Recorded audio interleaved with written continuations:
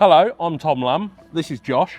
He's going to be my tour guide today because we're going to go and have a look how the Rhinox buckets are made around this factory unit. So I'm quite excited to go and have a look, see how they're made, painted, and then we're going to have a look at the stockyard and see what stock you've got and see what I can take home with me.